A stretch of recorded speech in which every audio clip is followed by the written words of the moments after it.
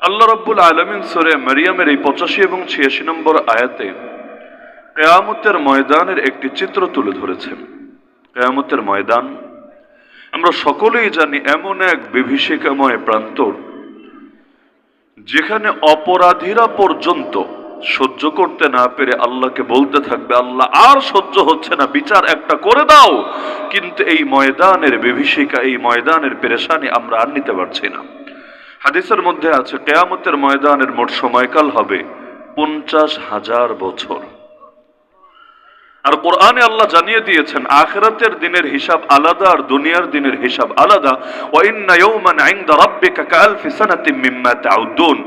আখিরাতের একদিন এত বড় দুনিয়ার 1000 বছরের সমান। তো একদিন যদি দুনিয়ার 1000 বছরের সমান হয়, তাহলে এক বছরে মোট যতগুলো দিন সেটা কত বছরের সমান হবে? এভাবে 50,000 বছর, সেটা দুনিয়ার সঙ্গে তুলনা করলে কত বিশাল, কত দীর্ঘ একটা সময় হবে, যার ভেতরে প্রথম 40টা বছর মানুষের কেটে যাবে নিজের ঘামের ভেতর হাবুডুবু খেতে খেতে। প্রত্যেকের ঘাম হবে তার পাপ পরিমাণে। কারো ঘাম এত বেশি যেই ঘাম তার মাথাকে পর্যন্ত অতিক্রম করবে, তাকে হাবুডুবু খেয়ে খেয়ে টিকতে হবে। কারো ঘাম হবে গলা পর্যন্ত, কারো ঘাম বুক পর্যন্ত, কারো ঘাম পেট পর্যন্ত, কারো ঘাম হাঁটু পর্যন্ত, কারো ঘাম পায়ের টাকনো পর্যন্ত। যার পাপ যেমন তার ঘামও হবে তেমন। সূর্য যখন চলে আসবে, আল্লাহ রসুলের হাদিস অনুসারে মাথার মাত্র 1 মাইলের ভেতরে মিলিয়ন মিলিয়ন মাইল দূরে সূর্য আছে, তবুও তো সহ্য হয় না মাঝে মাঝে। এই বাংলাদেশেও মানুষ মাঝে মাঝে হিট স্ট্রোক করে, হিট স্ট্রোক, গরম নিতে পারে না, এক পর্যায়ে স্ট্রোক করে মৃত্যুবরণ করে। তো সেই সূর্য যখন চলে আসবে মাথার 1 মাইলের ভেতরে, আর আরেক দিকে মানুষের তো পেরেশানি থাকবেই। যেদিন অন্য নবীরা পর্যন্ত ইয়া নাফসি ইয়া নাফসি ইয়া নাফসি বলতে থাকবে, সেদিন আমার মতো আপনার মতো পাপীর হালতই বা কি হবে? প্রত্যেকে নিজেকে নিয়ে পেরেশানিতে থাকবে। তার মধ্যে সূর্যের তাপ তাও যদি প্রোটেক্ট করার মতো কোনো মাধ্যম থাকে, তবুও তো কিছুটা আসান হয়। যেমন আরব বিশ্বে গেলে, মিডল ইস্টে গেলে দেখবেন মোটা মোটা কাপড় পরে, আপনাদের মতো এরকম সুতি জামা না, মোটা মোটা কাপড় পরে গরমের ভেতরে। আপনি হঠাৎ গেলে অবাক হবেন, এত গরম, সূর্যের এত তাপ, এর ভেতরে সুতি কাপড় না পরে আবার ইয়া মোটা মোটা বস্তার মতো জামা গায়ে দিল কি কারণে? কারণে স্পষ্ট, সেই সূর্যের তাপ যদি ডাইরেক্ট স্কিনে লাগে, ডাইরেক্ট চামড়ায় লাগে, ভয়াবহ বহু ধরনের রোগ ব্যাধি ধীরে ধীরে তৈরি হতে থাকে। যদি মোটা কাপড় পরে অন্তত ডাইরেক্ট তাপটা তো লাগে না। আর আরব বিশ্বের আবহাওয়াগত কারণে সেখানে গরম যতই লাগুক, শরীর বাংলাদেশে যে হারে ঘামে, 1 ঘন্টা ওয়াশ করলে পুরো গোসল হয়ে যায় ঘামের ভেতরে। ওইখানে এই পরিমাণ ঘামে না, কিন্তু সূর্যের তাপটা অনেক বেশি লাগে। তাহলে তাপ যদি অনেক বেশিও থাকে, গায়ের মধ্যে যদি মোটা পোশাক টোশাকও থাকে, কিছুটা হলেও তো তাও প্রোটেকশন পাওয়া যায়। আর মাথায় যদি একটা ছাতা নেওয়া যায়, আলহামদুলিল্লাহ, আরো আসান হয়ে যায়। লেকিন হাসরের ময়দানে মোটা কাপড় আর পাতলা কাপড় দূরের কথা, আল্লাহ রাসূল বলেছেন হুফাতান উরাতান গুরলা। হাসরের ময়দানে মানুষ যখন উঠবে, তার ভেতরে 3টা গুণ তখন থাকবে। 1 নম্বরে পায়ে কোনো জুতা থাকবে না, পায়ে কোনো জুতা থাকবে না যেটা দিয়ে নিজের পাকে সেই গরম থেকে রক্ষার চেষ্টা করবে। গায়ে কোনো জামা থাকবে না, যেই জামা তাকে সূর্যের আলো থেকে আলাদা করে প্রোটেকশন দেবে। এবং গুরলা, গুরলা মানে হলো তার খতনা করাও থাকবে না। দুনিয়াতে তো খতনা হয় না, যেটাকে বাংলাদেশের ভাষায় মুসলমানই বলে। সুন্দর নাম, আজীব নাম, যেই নাম কোরআনে আসে নাই, তবে মেড ইন বাংলাদেশ নামে দিয়ে দিয়েছে মুসলমানই। মানে এই কাজটা তুমি করেছো, তোমার মুসলমানিত্বের একটা সিল লেগে গেছে। এখন যতই আকাম করো আর কুকাম করো সমস্যা নাই, মুসলমানিত্বের উপর মোহর পড়ে গেছে। সারা জীবন বেনামাজি হলো, ভাই তুমি মুসলমান। সারা জীবন আকাম কুকাম করলো, ভাই তুমি মুসলমান। দেশটার লুটোপুটো খেলে, তাও তুমি মুসলমান। কেন? মুসলমানিত্বের এক সিল লেগে গেছে। এই সিল যেহেতু আর কোনোদিন দূর হবে না, মরণ পর্যন্ত তার মুসলমানিত্ব আর কখনো যাবে না। তো নামও বড় আজীব, আর আমাদের চিন্তা চেতনাও বড় আজীব। আল্লাহ আমাদেরকে হেফাজত করুন। তা হাসরের ময়দানে ওইটাও থাকবে না। এই হাদিস শুনে আম্মা জান আয়েশা পর্যন্ত পেরেশান হয়ে বলেছিলেন, ইয়া রাসূলুল্লাহ, যদি গায়ে কোনো জামা নাই থাকে, হাসরের ময়দানে তো শুধু পুরুষ বা শুধু নারী থাকবে এমন না, সেখানে নারীও থাকবে, পুরুষও থাকবে। তাহলে পুরুষ তো নারীর সতরের দিকে তাকাবে, নারী তো পুরুষের দিকে নজর দেবে। তাহলে বিষয়টা কেমন হয়ে গেল? আল্লাহ রাসূল বললেন, আরে পেরেশানি এত বেশি থাকবে, মানুষ নিজেকে নিয়ে এত বেশি ভয়, আতঙ্ক আর অস্থিরতার ভেতরে থাকবে, আরেকজনের শরীরের দিকে তাকানো দূরের কথা, এই কল্পনা পর্যন্ত আসবে না মানুষের মাথার ভেতরে। সবসময় সবকিছু আসে না। আপনাকে নিয়ে যদি এখন এমন কোন হালতে ফেলে রাখে যে কোনো সময় ক্রস ফায়ার দিয়ে দিতে পারে, এমন পরিস্থিতি, আয়নাঘর থেকে নিয়ে বের করে আপনার সামনে বন্দুক তাক করে বসে আছে, ওই সময় মাথার মধ্যে যৌনতা, মাথার মধ্যে শারীরিক কামনা, মাথার মধ্যে এই জাতীয় কোনো কিছু জিন্দেগি তো আসবে? আসার কথা না। এখন যদি এমন হয় 1 বছর ঘুমেছিলেন, বউয়ের কাছে যান না, 1 বছর ঘুমেছিলেন, কোনোভাবে শারীরিক চাহিদা মেটে না, তারপরও আসবে না, তারপরও না। কেন? কারণ মাথাও বোঝে কখন কি আশা লাগে। অনেক মানুষ আছে প্রচন্ড রাগী, যেটাকে আমরা বলি বদমেজাজি, আছে না? হুদাই রাগ করে। এই শ্রেণীর লোক আবার রমজান মাস আসলে বাড়ে। রমজান মাসে আসরের পর জিজ্ঞেস করবেন, চাচা কেমন আছেন? দেখবেন হঠাৎ খেপে গেছে, ওই বেয়াদব, চুপ কর, রোজা রাখিস নাই নাকি? শুধু শুধু আপনি কিন্তু ভালো আছেন জিজ্ঞেস করেছেন, ভালো থাকলে বলুক, না থাকলে বলুক, কিন্তু দেখবেন অযথা রাগ করে বসেছে। এটাকে আবার বাংলায় সুন্দর নাম দেওয়া হয়েছে, রোজায় ধরেছে, বলে না, রোজায় ধরেছে। কিন্তু এই রকম রাগে বদমেজাজে মানুষের কপালেও যদি রিভলভার তাক করে বলে, চাচা কেমন আছেন, তখন কি ধারণা রাগ করবে? মাথার মধ্যে জিদ আসবে? দেখবেন রাগী মানুষ একদম আলিফের মতো সোজা হয়ে গেছে, পানির মতো নরম হয়ে গিয়েছে। তাহলে সব হালতে মানুষের মাথার মধ্যে সবকিছু আসে না। আপনি যদি প্রাণ ভয়ে দৌড়াতে থাকেন, ওই সময় দৌড়াতে দৌড়াতে গাছের শিকড়ে অথবা কোনো পাথরে লেগে যদি পা মচকেও যায়, কোন আঙ্গুলে ব্যথাও লাগে, অথবা কোন ধারালো কিছুর সাথে লেগে চামড়াও কেটে যায়, দেখবেন টেরও পান নাই। আপনি দৌড়াচ্ছেন দৌড়াচ্ছেন দৌড়াচ্ছেন, এক পর্যায়ে গিয়ে যখন ঠান্ডা হবেন, কোথাও গিয়ে আলাদা করে বসবেন, তখন টের পাবেন, কিরে পায়ে ব্যথা লাগে কেন? তাকিয়ে দেখবেন পা তো কেটে গেছে, পা তো মচকে গেছে, আঙ্গুল তো ভেঙে গেছে, অথচ আগে আপনি টেরও পান নাই। তো হাসরের ময়দানে যদিও থাকবে ল্যাংটা জন্মদিনের পোশাকে, কিন্তু কেউ কারো দিকে তাকাবে, তাকানো যে যায়, এটা দিয়ে যে ফিলিংস নেওয়া যায়, ওই কল্পনাটা পর্যন্ত আসবে না মানুষের ভেতরে। কোত্থেকে আসবে? যখন জানে না আগামীতে আমার কি হতে যাচ্ছে, আল্লাহকে ধরে জাহান্নামে ফেলবে নাকি আল্লাহ ধরে জান্নাতে দিবে। জান্নাতে দেওয়া এটা কোনো মানুষের প্রাপ্য না। তাহলে বলবেন এটা কি? এটা হলো আল্লাহর দয়া, আল্লাহর মায়া, আল্লাহর ভালোবাসা। প্রাপ্য ভিন্ন জিনিস, প্রাপ্য ভিন্ন জিনিস, আর দয়া, মায়া, রহমত, ভালোবাসা সেটা ভিন্ন জিনিস। প্রাপ্য মানে হলো আল্লাহ যদি না দেন তাহলে আল্লাহ ঠকিয়ে দিলেন আপনাকে, আল্লাহ প্রতারণা করলেন আপনার সাথে, নাউযুবিল্লাহি মিন যালিক। আহলে সুন্নাত ওয়াল জামাতের আকীদা এটা, আকীদায়ে তাহাওয়ার মধ্যেও পাবেন যে জান্নাতি জান্নাতে যাবে, এটা আল্লাহর ফজল তথা অনুগ্রহ, আর জাহান্নামী জাহান্নামে যাবে, এটা আল্লাহর জুলুম না, অন্যায় না, অবিচার না, বরং আল্লাহর ইনসাফ। তাহলে জাহান্নামে দেওয়া আল্লাহর ইনসাফ, এটা জুলুম না। আবার জান্নাতে দেওয়া এটা আল্লাহর ইনসাফ না, বরং অনুগ্রহ, দয়া, মায়া, ভালোবাসা। কারণ যদি বলেন জান্নাত হলো বিনিময়, জান্নাত হলো আমার প্রাপ্য, কিসের প্রাপ্য? কিসের? কি করেছেন আপনি? এই দুনিয়াতে যত নেয়ামত ভোগ করেছেন, আগে এটার বিনিময় দেন না রে ভাই।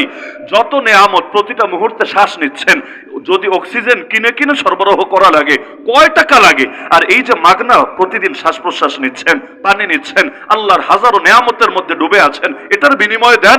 এর মোকাবেলে আগে লক্ষ কোটি রাকাত নামাজ পড়েন, এর মোকাবেলে আগে হাজার হাজার রোজা রাখেন, তারপর জান্নাতের বিনিময়ে কি করবেন ওইটা পরেও ফিকির করবেন। আর বাস্তবতা হলো জীবনে এমন 2টা রাকাত নামাজও তো পড়তে পারি নাই যে 2 রাকাত আল্লাহকে দেখানোর মতো। কে পেরেছেন পড়লে বলেন যে আমার এই 2 রাকাত আবু বকরের মতো, আমার এই 2 রাকাত ওমরের মতো, আমার এই 2 রাকাত বেলাল হাবশির মতো রাদিয়াল্লাহু আনহুম আজমাইন। আর উপরে আর নাই গেলাম যে আমার এই 2 রাকাত মুহাম্মদুর রাসূলুল্লাহ সাল্লাল্লাহু আলাইহি ওয়াসাল্লামের মতো। কি আছে জীবনে?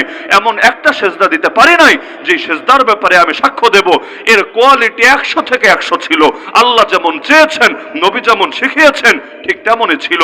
কিছুই তো নাই, আছে শুধু একটা, দিলে আছে আল্লাহর ভালোবাসা, নবীর ভালোবাসা, আর দিলে বড় আশা, এই ভালোবাসাকে আল্লাহ তাআলা অবশ্যই মূল্য দেবেন, এই ভালোবাসার উসিলায় অন্তত জান্নাত দেবেন। তাহলে হাসরের ময়দান সেই বিভীষিকাময় ময়দান, বড় পেরেশানির হালত। পেরেশানি তো আরো আগ থেকে শুরু, কত দিকের কত পেরেশানি, আর পেরেশানি বাড়ানোর জন্য আরো কত আয়োজন। যেমন কোরআনে আল্লাহ এটাও জানিয়েছেন, চাঁদ এবং সূর্যকে হাসরের পরে জাহান্নামে ফেলে দেওয়া হবে। অবাক করা ব্যাপার। এমনকি কোরআনের 30 নম্বর পারায় সূরা তাকওয়ির নামে একটা সূরাই আছে। আল্লাহ রাসূল 3টা সূরার ব্যাপারে বলেছেন, কেউ যদি কিয়ামতকে দেখতে চায় এমন ভাবে যেন কিয়ামত তার চোখের সামনে, আপনারা আমার চোখের সামনে, আমি স্পষ্টভাবে দেখতে পাচ্ছি, তাহলে কেউ যদি কিয়ামতকে এভাবে দেখতে চায় যেন কিয়ামত তার চোখের সামনে, সে যেন কোরআনের 3টা সূরা পড়ে নাই। আল্লাহ রাসূল বলেছেন 3টা সূরা পড়ে নাই। 3টা সূরা 30 নম্বর পারায় আছে। একটা হলো সূরা তাকওয়ির, ইযা শামসু কুওয়িরাত, আর একটা হলো সূরা ইনফিতার, ইযা সামাউ ফাতারাত, আর একটা হলো সূরা ইনশিকাক, ইযা সামাউ শাক্কাত। এই যে বাচ্চাগুলো এখানে পড়ছে, আজকেও যারা মাথায় পাগড়ি নেবে, আলহামদুলিল্লাহ তাদের সিনার মধ্যে 3 সূরা না 30 পারার 114টা সূরাই আছে। আমি আপনাদের নিকট আশাবাদী, আল্লাহ যতদিন হায়াতে রেখেছেন সূরা এবং আয়াত বাড়ানোর চেষ্টা করবেন। এখানে আপনারা যারা আছেন আপনারা সবাই হাফেজ আলহামদুলিল্লাহ। বলবেন হুজুর আমরা হাফেজ, আমরা জানি না, আপনি কিভাবে জানলেন? 2টা আয়াত যদি মুখস্থ থাকে অন্তত 2 আয়াতের হাফেজ তো হয়েছেন। সূরা ফাতিহা মুখস্থ নাই, 7 আয়াতের হাফেজ তো হয়ে গিয়েছেন।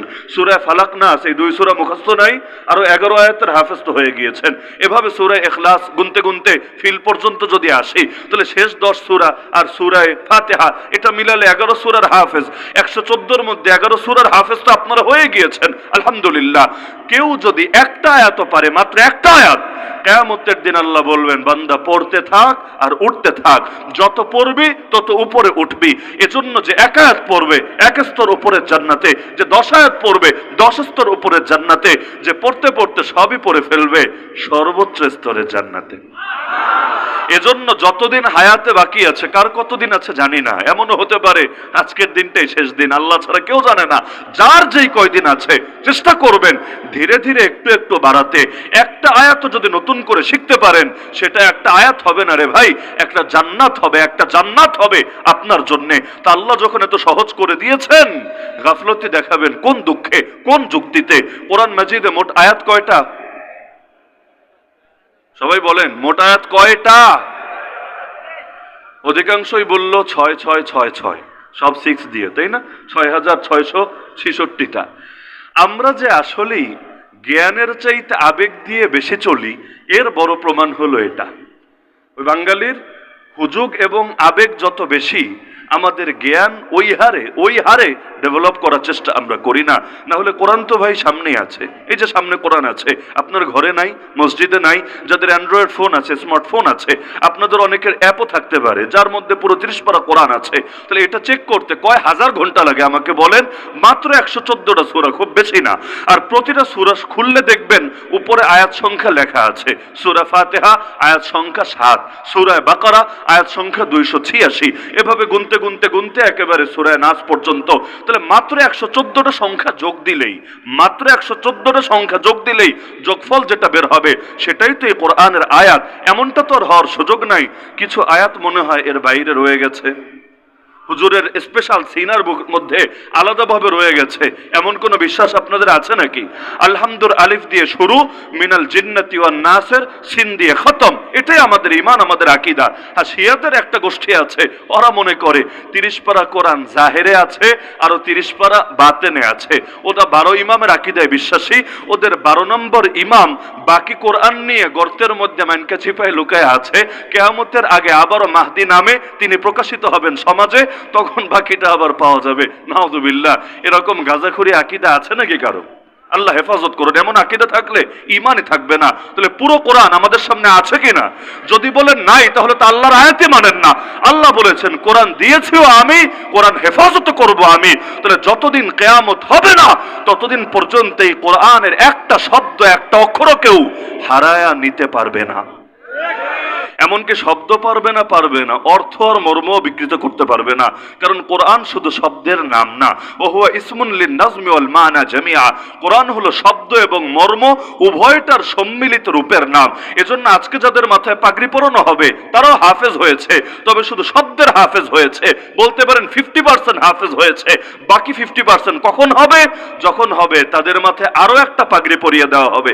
এক পাগড়িতে শেষ না, আরো একটা পাগড়ি পরিয়ে দেওয়া হবে। তখন তারা শুধু শব্দের হাফেজ না, কোরআনের মর্ম, কোরআনের অর্থ, কোরআনের শিক্ষারও হাফেজ হয়ে যাবে। কোরআনের মর্ম যে আল্লাহর থেকে আসে এর সবচাইতে বড় প্রমাণ, অনেক ভিতরে যেতে হবে না, আলিফ লাম মিমের দিকে তাকালে বুঝে আসবে। আলিফ লাম মিমের অর্থ বলেন না?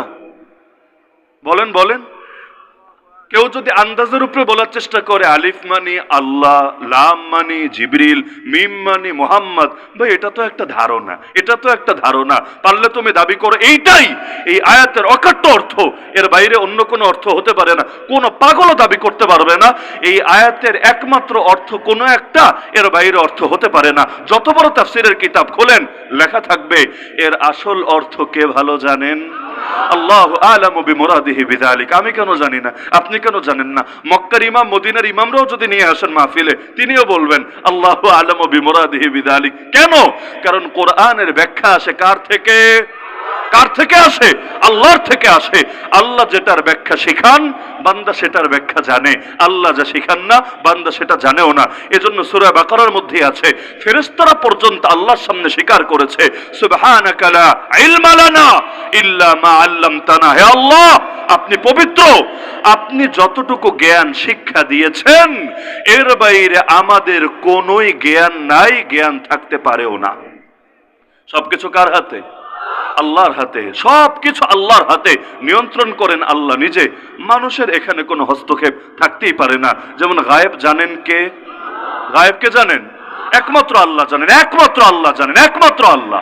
বলবেন তাহলে নবীরা বললেন কিভাবে? নবীরা বলেছেন কিভাবে? সূরা জিনের মধ্যে আল্লাহ জানিয়েছেন আলিমুল গায়বি ফালা ইউযহিরু আলা গায়বিহি আহাদা।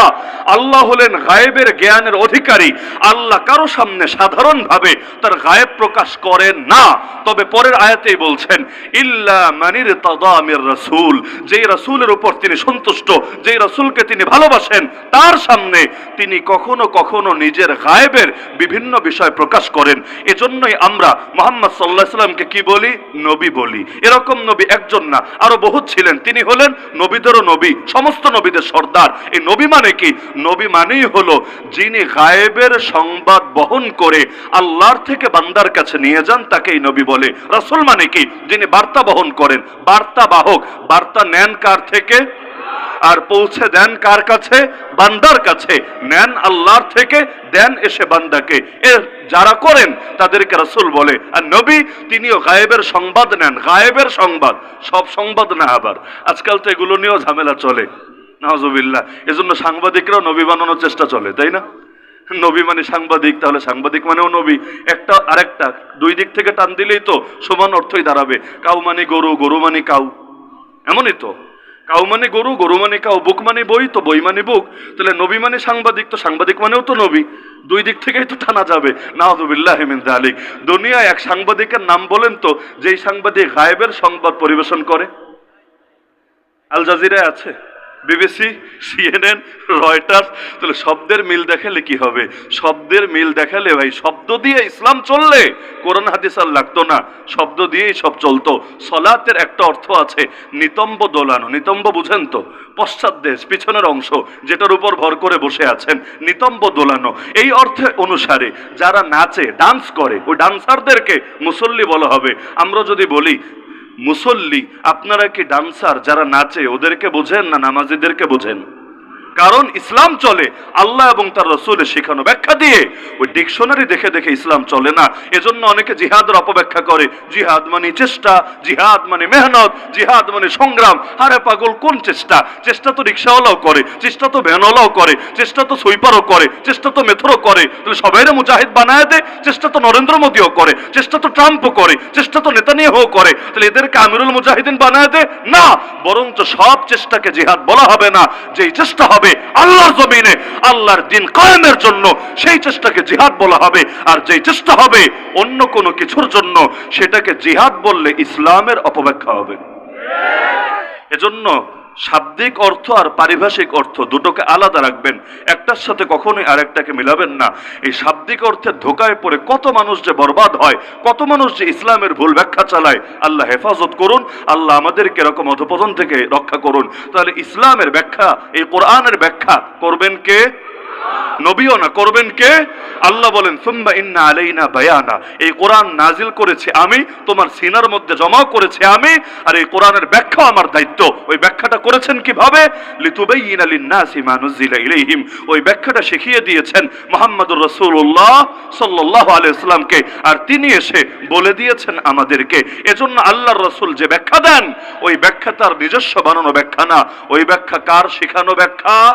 আল্লামানি রাব্বি ফাহসানা তালিমি, আমার রব আমাকে ইলম শিখিয়েছেন, বড় সুন্দরভাবে ইলম শিখিয়েছেন। এজন্য পুরো কোরআন সামনে রেখে অনেক কিছুই করা যায় না।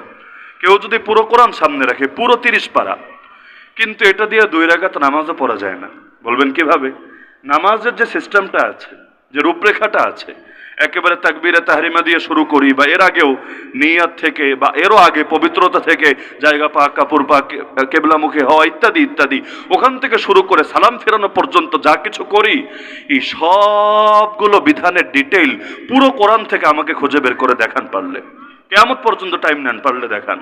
একই কথা হজ, একই কথা রোজা, একই কথা যাকাত, ইসলামের প্রতিটা বিধানের ডিটেইল আপনি যদি বিস্তারিত জানতে চান, আপনাকে তাকাতে হবে নবীর কথার দিকে, নবীর কাজের দিকে, নবীর আচরণ উচ্চারণের দিকে, আল্লাহর নবীর প্রতিটা গুণের দিকে। এজন্যই আল্লাহর রাসূলকে বলা হয়, আম্মা জান আয়েশাকেও জিজ্ঞেস করলো এক তাবেঈ, নবীর জীবনাদর্শ কি ছিল বলেন না? তিনি বলেন, তুমি কি কোরআন পড়ো না? বলল, কোরআন তো পড়ি, আমি তো নবীরটা জানতে চাচ্ছি। তিনি বললেন, কানা খুলুকুহু আল কোরআন, আমার নবীর জীবনাদর্শ ছিল হুবহু কোরআন। কোরআনে যেটা পাবা তাত্ত্বিকভাবে, জ্ঞানগতভাবে, তারই প্রায়োগিক রূপ খুঁজে পাবা মুহাম্মদুর রাসূলুল্লাহ সাল্লাল্লাহু আলাইহি ওয়াসাল্লামের জিন্দেগির মাঝে। এজন্য নবীকে বাদ দিয়ে কালেমাও তো পূর্ণতা পায় না, নবীকে বাদ দিয়ে কোরআনই বা লোকে মানবে কিভাবে? আজকাল এমন দলও আছে, এরা বলে হাদিস মানি না, কোরআন মানি, হাদিস মানি না, কোরআন মানি। এমনকি জেলে গিয়ে আমরা একটা এমন জঙ্গি দল পেয়েছি, বাংলাদেশে নিষিদ্ধ ঘোষিত যে কয়েকটা জঙ্গি সংগঠন সরকার করে রেখেছে, এর মধ্যে একটা হলো আল্লাহর দল। সুন্দর নাম না? আল্লাহর দল। আমি জেলে যাওয়ার আগে জীবনে নাম শুনি নাই। শেখ হাসিনার বরকতে কারাগারে গিয়ে নরেন্দ্র মোদীর পক্ষ থেকে হাদিয়া হিসাবে কাশিমপুরে সময় কাটিয়ে অনেক কিছু শিখেছি। এর মধ্যে অন্যতম হলো গিয়ে আল্লাহর দল নামে একটা দলটা পেয়েছি। প্রথমে ভাবে আল্লাহর দল, মাশাআল্লাহ, ভাবটা এমন যেন জান্নাত থেকে মাত্র পালিয়ে এসেছে, একদম কনফার্ম জান্নাতি। কারণ আল্লাহর দল, আল্লাহর দল মানে আর আল্লাহর লোক। আরে দুনিয়া প্রধানমন্ত্রীর দলই যদি হয়, নেতার দলই যদি হয়, পা তো মাটিতে পড়ে না। আর আল্লাহর দল যদি হয়, আর কোনো কথাই থাকে না। পরে দেখলাম সুবহানাল্লাহ, এটা তো বড় আজীব দল। আমরা নামাজ পড়ি 5 ওয়াক্ত, তারা পড়ে 3 ওয়াক্ত। আবার সব নামাজ 2 রাকাত করে, 2 এর উপরে যায় না, 3, 4 কোনো নামাজ নাই, নামাজ 2 রাকাত করে। এর মধ্যে আবার আগে সুন্নত নাই, পরে সুন্নত নাই, বেতের ওয়াজিব এগুলো কিচ্ছু নাই। এবং তারা মনে করে কবরের আযাব হবে না, এগুলো ভুয়া, মোল্লাদের আবিষ্কার। কিয়ামতের দিন নবীজি সুপারিশ করবে না, এগুলো ভুয়া, এগুলো মোল্লাদের কুসংস্কার। এরকম ইসলামের বহু বিধান অস্বীকার করে। তো লাস্টে গিয়ে যাচাই করে দেখলাম যে কাহিনীটা কি। কাহিনী হলো এটাই, তারা বলে আমরা কোরআন মানি, আর যেই হাদিস হুবহু কোরআনের বক্তব্যকে সমর্থন করে ওইটা মানি, যেখানে অতিরিক্ত কিছু পাবো ওইটা আর মানি না, ওইটাকে আমরা ইসলামের কোনো দলিলই মনে করি না। নাউযুবিল্লাহি মিন যালিক। এমন হলে তো কালেমা লা ইলাহা ইল্লাল্লাহ দিয়ে চলতো, মুহাম্মাদুর রাসূলুল্লাহ যাওয়া লাগতো না। আল্লাহ সূরা আহজাবের 19 নম্বর আয়াতে বলে দিতে হতো না, তোমাদের জন্য আল্লাহর রাসূলের জীবনীতে রয়েছে উত্তম আদর্শ। এজন্য আল্লাহ কোরআনের এক একটা আয়াতকে যেভাবে হেফাজত করেছেন, আমার নবীর জীবনের প্রতিটা আদর্শকে একইভাবে হেফাজত করেছেন। নবী যা করেছেন সব আমরা জানি না? আলহামদুলিল্লাহ, সব জানি। সব নবী কিভাবে মেসওয়াক করতেন, নবী কিভাবে কাপড় পরতেন, নবী কিভাবে হাসতেন, নবী কিভাবে হাঁটতেন, নবী কিভাবে স্ত্রীর সাথে মেলামেশা পর্যন্ত করতেন। এমনকি সহবাসের দোয়া আপনারা শেখেন নাই? সহবাসের দোয়া, সহবাসের ওইটা পর্যন্ত আল্লাহর রাসূল শিখিয়ে গিয়েছেন। তাহলে প্রতিটা আচরণ উচ্চারণ, রাজনীতি, অর্থনীতি, বিচার আচার, আইন কানুন, শিক্ষা দীক্ষা, সভ্যতা, সংস্কৃতি, এমন একটা জিনিসও নাই যেখানে আল্লাহর রাসূলের পূর্ণাঙ্গ আদর্শ নাই। একটা জিনিসও যদি থাকতো, ইসলামের দুশমনরা বহু আগে ইসলামকে ভুল প্রমাণের চেষ্টা চালাতো। কারণ আল্লাহই বলেছেন তোমাদের দ্বীনকে পরিপূর্ণ করে দিয়েছি। পরিপূর্ণ সেটাকেই বলে যেখানে কোনো কিছুর ঘাটতি থাকে না। দুনিয়া অনেক উন্নত হয়েছে, তাতে কি? দুনিয়া হয়েছে আধুনিক, আর আল্লাহর নবীর জীবনাদর্শ আর এই কোরআন হলো সর্বাধুনিক। সর্বাধুনিক বুঝেন? 2025 এসেছে, তাতে কি 3025ও যদি দুনিয়াতে আসে, যদি আসে, আমি সম্ভাবনা দেখি না, বলার জন্য বলার, যদি আসে, তখন এমন হবে না এমন কোন সমস্যা কেউ দেখাতে পারবে যার সমাধান দিতে ইসলাম ব্যর্থ হবে, নাউযুবিল্লাহ। আর মোল্লাদের বানায় ব্যাখ্যা দেওয়া লাগবে না, এই কোরআন, এই সুন্নাহ, এই ইসলামের মূলনীতি, এর আলোকে প্রতিটা সমস্যার সমাধান বের হয়ে আসবে। তো ঝামেলা তো আমাদের মাঝে। নবীর প্রেমের কথা ঠিকই বলবো, নবীর আদর্শের বেলায় এসেই শুধু এখানে কাটছাট করার চেষ্টা চালাবো। এই যে এই বছরের কথা যদি আমি বলি, আল্লাহ মাফ করুন, গত মাস, মাত্র 1 মাস আগের কথা, রবিউল আউয়াল, আরবি মাস আর কি, হিজরি মাস, রবিউল আউয়ালের 12 তারিখ আসার 1-2 দিন আগেই এমন এমন নেতারাও নবীর জন্মদিনের শুভেচ্ছা জানিয়েছে। এখন তো জন্মদিন উপলক্ষে উইশ করা, হ্যাপি বার্থডে পার্টি করা, এটা একটা ফ্যাশনে পরিণত হয়েছে। তো এখন আল্লাহ রাসূল সাল্লাল্লাহু আলাইহি ওয়াসাল্লামের জন্মদিন উপলক্ষে এমন এমন নেতারাও শুভেচ্ছা জানিয়েছে জাতিকে, যারা আবার প্রকাশ্যে বলে আমরা শরীয়তের আইন মানি না। শরীয়তের আইন তো আমার আপনার বাপ দাদার বানানো আইন, তাই না? শরীয়তের আইন তো কোনো মোল্লা মুন্সির আবিষ্কার করা আইন, তাই না? শরীয়তের আইন মানে কার আইন? শরীয়তের আইন মানে কার আইন? আর আল্লাহর আইন আমাদের কাছে আসলো কিভাবে? আল্লাহর আইন যার মাধ্যমে এসেছে তার নামই মুহাম্মদুর রাসূলুল্লাহ সাল্লাল্লাহু আলাইহি সাল্লাম। তাহলে শরীয়তের আইন মানে আল্লাহর দেওয়া আইন, নবীর শেখানো আইন, আল্লাহর দেওয়া আইন, নবীর শেখানো আইন। তো কেউ যদি বলে ওইটাই মানে না, তাহলে তুমি ভাই নবীর জন্ম উপলক্ষে শুভেচ্ছা জানাও কোন মুখে? এইটাও তো তোমার শানে কোনোভাবে যায় না। হ্যাঁ, এটা যায় কাদের শানে? আবু লাহাবের শানে। আবু লাহাব, বলবেন কিভাবে? আল্লাহর নবীর জন্মে খুশি হয়ে নিজের দাসীকে আজাদ করে দিয়েছিল সে দাসী। বর্তমান মার্কেটে তো আর দাস দাসী নাই। ওই জামানার সাথে বর্তমানের কম্পেয়ার করলে ওই দাসীর দাম কোটির উপর ছিল, কোটির উপরে। তো কোটি টাকা দামের দাসী আজাদ করে দিয়েছে কেন? ভাতিজা, নিজের পুত্র না, ভাতিজার জন্মে খুশি হয়ে। এখানে যেই কয়জন আমার সামনে বসে আছেন নিজের বাচ্চার জন্মে খুশি হয়ে কয় টাকা দান করেছেন বলেন? 10 লাখ, 20 লাখ, 50 লাখ? বলেন যে হুজুর আমার বাচ্চার জন্মে খুশি হয়ে আমি এটা দান করেছি। কয়জন বলতে পারবেন? কিন্তু নিজের বাচ্চা না, নিজের ভাতিজা। ভাতিজা তো একমাত্র ভাইয়ের পুত্র এমন না, ভাই তো কত কত ভাই তাদের, কিন্তু এক ভাতিজার জন্মে খুশি হয়ে নিজের দাসীকে আজাদ করে দিল। তাহলে কি পরিমাণ আল্লাহ রসুলের প্রতি মহাব্বত ছিল, স্নেহ ছিল, ভালোবাসা ছিল, ভক্তি ছিল। 40 বছর, মাত্র 40টা বছর পর এই নবী যখন সর্বপ্রথম প্রকাশ্যে দাওয়াত দিলেন, পাহাড়ের চূড়ে উঠে সবাইকে পাহাড়ের নিচে একত্র করে সর্বপ্রথম যখন দাওয়াত দিলেন, এই আবু লাহাবী সবার আগে প্রথম বেয়াদবিটা করলো। নবীর জন্মে খুশি হয়ে সবার আগে দাসী আজাদ করে দিল, নবীর শরীয়ত পেয়ে সবার আগে নবীর শানে বেয়াদবি করলো। জবাব নবীর দেওয়া লাগলো না, জবাব আল্লাহই দিলেন। আজ তো সূরাই নাজিল করে দিলেন। সূরা নাই কোরআনে? আবু লাহাবের নামে সূরা নাই? তাব্বাত ইয়াদা, কিয়ামত পর্যন্ত মানুষ লানত দিতে থাকবে আবু লাহাবকে, কারণ নবীর শানে সে বেয়াদবি করেছে বলে। এমনকি লানত খালি আমরা দিচ্ছি তা না, এই আবু লাহাবের 5টা বাচ্চা মুসলমান হয়েছিল, একটা না, ওর নিজের 5-5টা বাচ্চা মুসলমান হয়েছিল। তারাও যখন কোরআন পড়তো এই সূরা বাদ দিয়ে তো আর খতম দিত না, নিজের বাপের নামে, মায়ের নামে নিজেরা বদদুয়া দিত, কারণ আল্লাহর চাইতে বড় কেউ হতে পারে না। আল্লাহর জন্য বাপ ছাড়া যায়, মা ছাড়া যায়, গোটা জগৎ ছাড়া যায়, কারোর জন্য আল্লাহকে ছাড়া যায় না। আর কেউ যদি অন্য কিছুর জন্য আল্লাহকে ছাড়ার মানসিকতা লালন করে, তার মুখে আর যাই হোক আল্লাহু আকবার মানায় না। আল্লাহু আকবার, আকবার মানি হলো যিনি সবার চাইতে বড়। আকবার আরবিতে 2টা শব্দ আছে, এক হলো কাবীর, কাবীর মানি হলো বড়, আর আকবার মানি বড় না, সবার চাইতে বড়। এজন্য জন্মের পরে প্রথম কানে এই আওয়াজ দিয়ে দেওয়া হয়, ডান কানে বাম কানে উভয় কানে আল্লাহু আকবার, আল্লাহু আকবার। একবার না, আযান আর ইকামত মিলিয়ে মোট কতবার উচ্চারণ হয় আপনি একটাবার চিন্তা করেন না। দুনিয়াতে মাত্র এসেছে, এখনো মায়ের দুধ পান করা শুরু করে নাই, তার আগেই শিখায়া দেওয়া হয়, আরে বান্দা শোন, আরে বান্দা শেখ, আল্লাহ বড়, সবার চাইতে বড়। আশহাদু আল্লা ইলাহা ইল্লাল্লাহ, সাক্ষ্য দিচ্ছি ওই আল্লাহ ছাড়া আর কোনো মাবুদ নাই, আর কোনো ইবাদতের উপাস্য নাই, আর কোনো ইবাদতের উপযুক্ত নাই। নাকি আছে? আল্লাহ কয়জন? তার আদর্শ কয়টা? তিনি যদি একজন হন তার আদর্শও তো একটাই হবে। নাকি আবার এমন হবে আল্লাহরে মানাও যা, আল্লাহরে অস্বীকার করাও তা, আল্লাহর তাওহীদে বিশ্বাস করাও যা, আল্লাহর সঙ্গে শিরিক করাও তা। কারণ এমন যুগে আছি যাহা নাকি রোজা তাহাই নাকি পূজা। মুসলমান আর অন্য ধর্মের লোক জাস্ট নাকি মুদ্রার এপিটপিট। নাউযুবিল্লাহি মিন যালিক। হ্যাঁ, এখন যিনি বলেছেন মনের মধ্যে অন্য কোনো নিয়ত থাকতে পারে, হয়তো এই অর্থ উদ্দেশ্য নেন নাই, অন্য কিছু মিন করেছেন। লেকিন ভাই মিন যেটাই করেন না কেন, আপনার কলিজা ছিঁড়ে কেউ ব্যাখ্যা বের করবে না। ওই ঠিকাদার ইসলাম কাউরে দেও নাই। ইসলাম মূল্যায়ন করবে মুখের কথা, মুখের কথা, মুখের কথা। আমরা কারো কলিজা চিরে কাউরে ইমানদার বলি না, কলিজা চিরে দেখে কাউরে বেঈমান বলি না।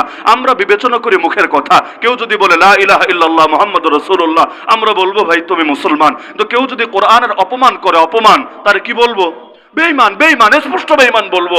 ওর দিলের মধ্যে কি আছে না আছে অত কিছু আমার দেখার বিষয় না, ওটা দেখবেন কে? আল্লাহ। তাহলে এমন এক জামানে এসেছি, আল্লাহরে মানা আর আল্লাহরে না মানা এগুলোকেও একভাবে উপস্থাপন করা হয়। আর একটা জিনিস স্পষ্ট, অন্য ধর্মের লোক যারা আছে তারা নিজেদের ধর্মীয় বিধান পালনের নিরাপত্তা পাবে অবশ্যই রাষ্ট্রের ভেতরে, কোনো সন্দেহ নাই। রাষ্ট্রের নিরাপত্তা সবাই পাবে, কিন্তু তাই বলে দুটোকে এক পাল্লায় মেপে, দুটোকে এক পাল্লায় মেপে দুটোকেই আল্লাহ স্বীকৃত কেউ বললে তার ঈমান বরবাদ হয়ে যাবে। আল্লাহ রাসূল তো নিরাপত্তা দিয়েছেন, ইহুদিদেরকেও দিয়েছেন, দেন নাই? মদিনা সনদের চুক্তিতে যারা আবদ্ধ হয়েছে দেন নাই? কিন্তু নবী কবে গিয়ে বলেছিলেন, ইহুদিরা তোমরাও যা আমরাও তা, সবাই আমরা একই, তোমরা করো তোমাদেরটা, আমরা করি আমাদেরটা, কোনো ভেদাভেদ নাই, তোমাদের দাওয়াত গ্রহণের দরকার নাই। সব নবী মায়ের খেয়েছেন তো ভাই শিরিকের অসারতা বলতে গিয়ে। নবীদের মূল দাওয়াত নামাজ না, রোজা না, হজ না, যাকাত না, এগুলো বহুত পরের আলাপ, বহুত পরের। মক্কায় কি করলেন 13 বছর বলেন? মক্কায় রোজা ফরজ হয় নাই, হজ ফরজ হয় নাই, যাকাত ফরজ হয় নাই, জিহাদ ফরজ হয় নাই, পর্দার বিধান আসে নাই, মদ নিষিদ্ধ হয় নাই, এমনকি 5 ওয়াক্ত নামাজ এটাও এসেছে মক্কার প্রায় শেষের দিকে, মেরাজের রাত্রে। এর আগে এইটাও নাই, এইটাও নাই। কি করলেন মক্কায়? জাস্ট একটাই কাজ, একটাই কাজ, লা ইলাহা ইল্লাল্লাহ, লা ইলাহা ইল্লাল্লাহ, লা ইলাহা ইল্লাল্লাহ। এক আল্লাহ ছাড়া আর কারো ইবাদত চলবে না, এক আল্লাহ ছাড়া আর কারো আনুগত্য চলবে না, এক আল্লাহ ছাড়া আর কারো বিধান মান্য করা যাবে না। বলতে পারেন এটা এত এত এত এত বলার দরকার কি? আরে বলার দরকার বোঝেন না? যেই দেশে এত আজান হয়, যেই দেশে এত ইকামত হয়, যেই দেশের মানুষ এই কালেমে এত শোনে, এত শোনে, লেকিন ওই দেশে পর্যন্ত বহুত মানুষ এক খোদার পরিবর্তে একাধিক খোদা মানে। এই দেশে বহুত মানুষ আছে যাদের নামাজের খোদা একজন, রাজনীতির খোদা আরেকজন, যাদের রোজার খোদা একজন, কিন্তু বিচার আচারের খোদা হলো আরেকজন। এই কোরআন শরীফ পড়ে নামাজ পড়বে, কোনো আপত্তি নাই, কিন্তু গিয়ে যদি বলেন হে বিচারক এই কোরআন দিয়ে বিচার করে দেন, এতে আমার কল্লা কাটা গেলেও আমি মানি, আর এতে আমার নিষ্কলুর জামিন হলে, খালাস হলে সেইটাও মানি, কারণ দুনিয়া সবাই ঠকাতে পারে, আল্লাহ কখনো ঠকাবে না বান্দাকে। সুতরাং এটা দিয়ে আমাকে বিচার করে দেন। কে আপনারে বিচার করবে? কে? কে? তার নামটা বলেন। বিচার তো করবেই না, উল্টা এটাও বলে দিতে পারে, কি রে তুই কি জঙ্গি হয়ে গেলি নাকি? নাউযুবিল্লাহি মিন যালিক। তো আমার আইন মানিস না, ব্রিটিশের তো আইন মানিস না, মানুষের বানানো আইন মানিস না, আর ও যে আল্লাহটা মানে না, এটা ওর মাথার মধ্যে কাজ করে না। তাহলে এরকম যারা দুই খোদায় বিশ্বাস করে ওদের কি ইমানদার বলে না মুশরিক বলে? স্পষ্ট বার্তা। আমলে ত্রুটি আল্লাহ মাফ করবেন, অবশ্যই করবেন, দুদিন আগে হোক দুদিন পরে, অবশ্যই করবেন। লেকিন ইমানে যদি ভেজাল ঢোকে, শিরিক ঢোকে, কুফর ঢোকে, নামাজ পড়তে পড়তে কপালে দাগ ফেলে দিলেও চিরস্থায়ী জাহান্নামী। নামাজ কাদিয়ানিরা পড়ে না মনে হয়? পড়ে না? রোজা কাদিয়ানিরা রাখে না? মসজিদ মাদ্রাসা ওরা বানায় না? ওরা কি করে না আমারে বলেন? কোরআন শরীফ পড়ে না? কালেমা লা ইলাহা ইল্লাল্লাহ মুহাম্মাদুর রাসূলুল্লাহ পড়ে না? কি করে না? সবই তো করে। কিন্তু আমাকে বলেন ওরা এই অবস্থায় মরলে জান্নাতি না জাহান্নামী? এখন আবার কেউ বলতে পারে আরে মোল্লার দল, তোরাই আবার জান্নাত জাহান্নামের ঠিকাদার হয়ে গেলি নাকি? বলে কতজনের কত টাইপের চুলকানি, রিমান্ডে পর্যন্ত জিজ্ঞেস করেছে। হুজুর আপনারা যে বলেন নাস্তিকরা, এই শাহবাগী ব্লগার নাস্তিক যারা নবীরা গালিগালাজ করে এই সেই, এরা জাহান্নামী, আপনারা যে ঘোষণা দেন জান্নাত জাহান্নামের ঠিকাদারি আবার কবে নিলেন? ডাইরেক্ট জান্নাত জাহান্নামের ঠিকাদারি কবে নিলেন? আপনারা কি মানেন না আল্লাহ সর্বশক্তিমান? যদি আল্লাহ, আপনাদের জিজ্ঞেস করছে না, আমাকে জিজ্ঞেস করা হয়েছে, এটা বলছি, আল্লাহ যদি সর্বশক্তিমান হন, আল্লাহ কি চাইলে সব নাস্তিকদেরকে ধরে জান্নাতে দিতে পারেন না? আর আপনাদের মতো সবগুলা মোল্লা এগুলোরে ধরে জাহান্নামে ফেলে দিতে পারেন না? বলেন পারেন কি পারে না? যদি বলেন পারে না, তাহলে আপনি কিসের হুজুর? আপনি তো বেঈমান। আর যদি বলেন পারে, তাহলে ওরা যাবে জাহান্নামে আর আপনারা ঠিকাদারি নিয়েছেন জান্নাতের। এটা এত জোর গলায় দাবি করেনটা কিভাবে? খুব কনফিডেন্স নিয়ে বলছে, যে যত কম জানে তার ভাব তত বাড়ে। এজন্য বাংলায় একটা কথা বলে, খালি কলসি বিগত দিনে কত মানুষের কত ডায়লগ, আমাদের হুজুর টুজুর লাগে না, আমরা আমাদের জানাজা আমরাই পড়াতে পারি, এটা আমরাই করতে পারি, ওটা আমরাই করতে পারি। শুধু মুখে বলতো না, কাজেও দেখিয়ে দিত। মনে থাকার কথা, পদ্মা সেতু উদ্বোধনের আগে কোরআন শরীফের তেলাওয়াত হয়েছিল। না শুনে থাকলে সার্চ করে বাসায় গিয়ে শুনে নিয়েন, মাশাআল্লাহ মারহাবা। কাবার ইমামও ফেল, মক্কা মদিনা মসজিদ আকসা সব ইমাম ফেল। আমি অবাক হয়ে গেলাম, দেশে কি হুজুরের আকাল পড়েছে যে সহি শুদ্ধভাবে কোরআন শরীফ পড়বে? এমন একটা হুজুর কি ফরিদপুরে নাই? এমন একটা হুজুর কি শরীয়তপুরে নাই?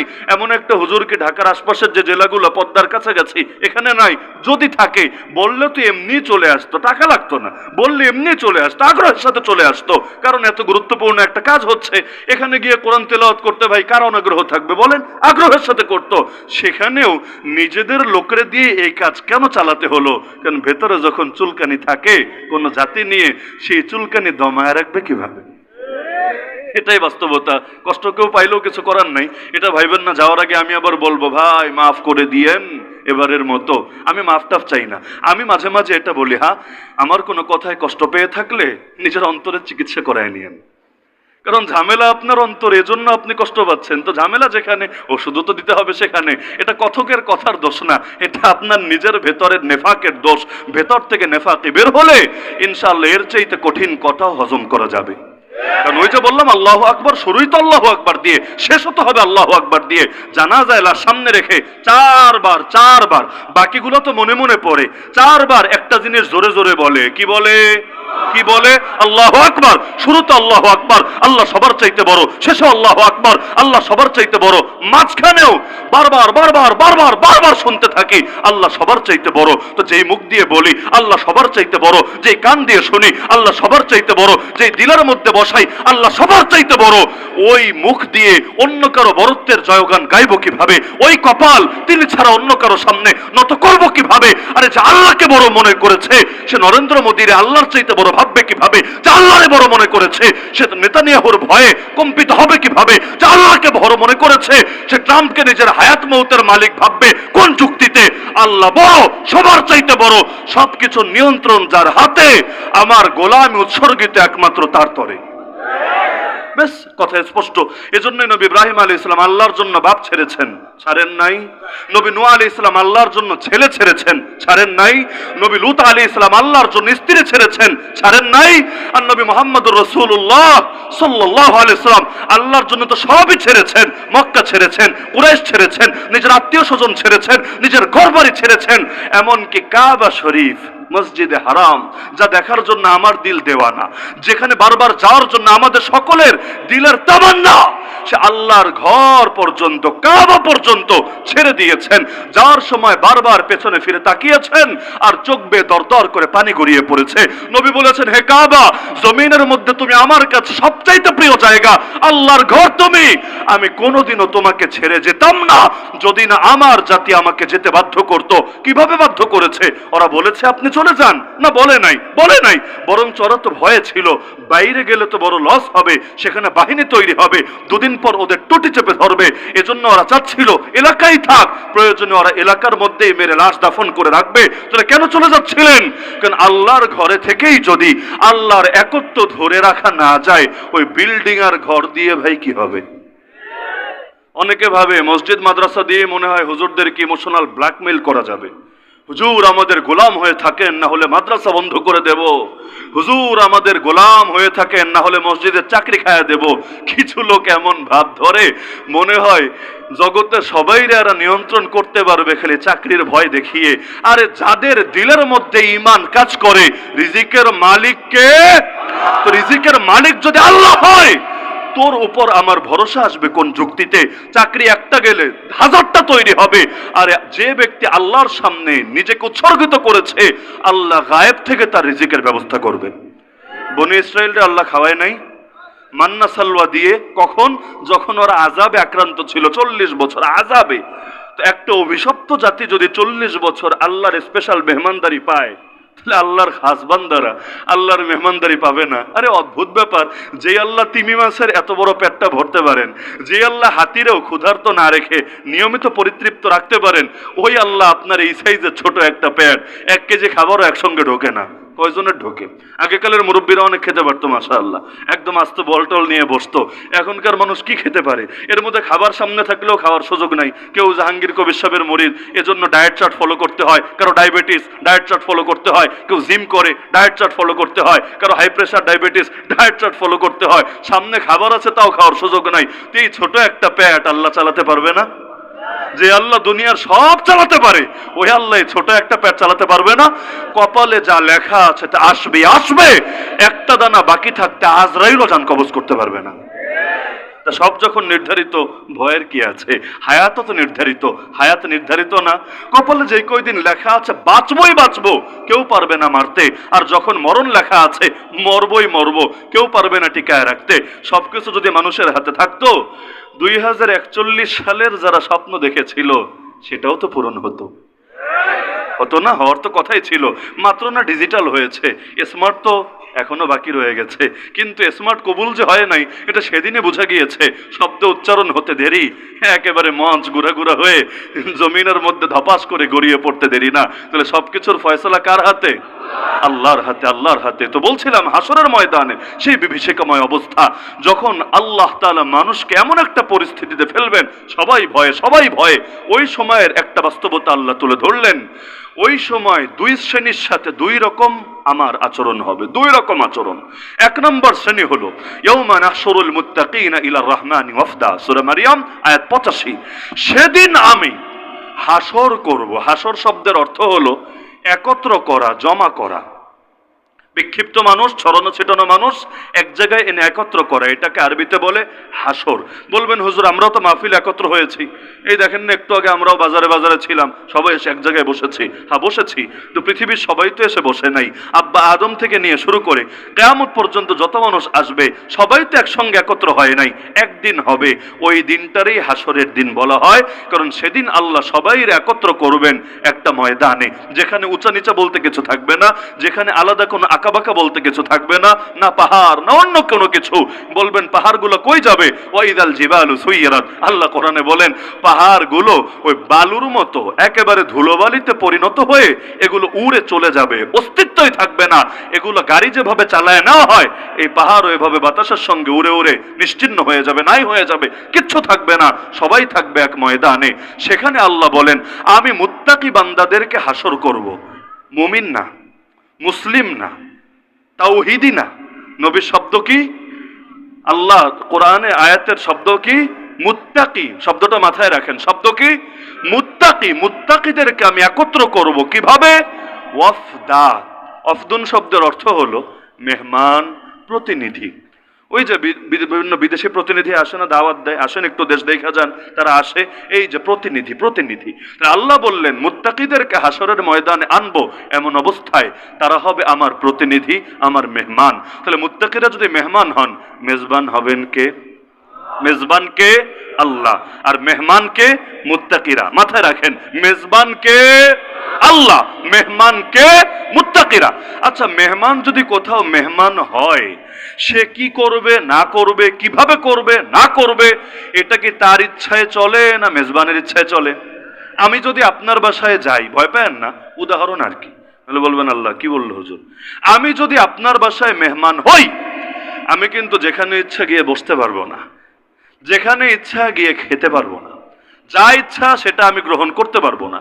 এমনকি ওয়াশরুমে যেতে চাইলে ওইটা আপনার অনুমতি নিয়ে কোনটাতে যাব, যাবো কি না এখন নাকি পরে যাব, এটাও কিন্তু সব আপনার উপর নির্ভর করে।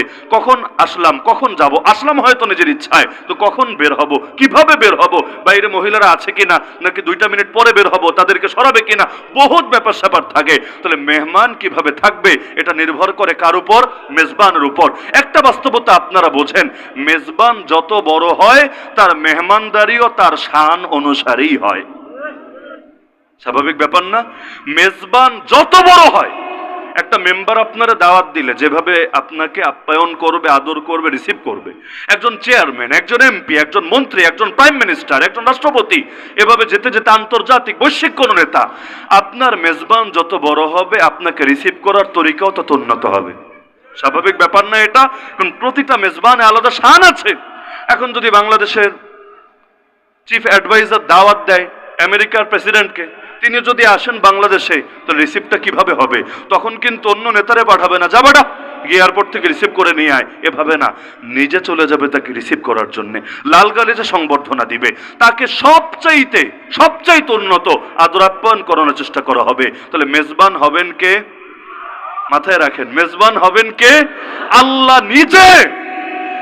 আর আল্লাহর মেহমান হবে মুত্তাকি বান্দারা। বলবেন আল্লাহই মেজবান হবে, আল্লাহর মেহমান হব, এই কপাল কি আমাদের হবে? ভাই কপাল তো দুনিয়াতে হয়ে আছে, গ্রহণ করেন না, এটা আপনার ব্যর্থতা।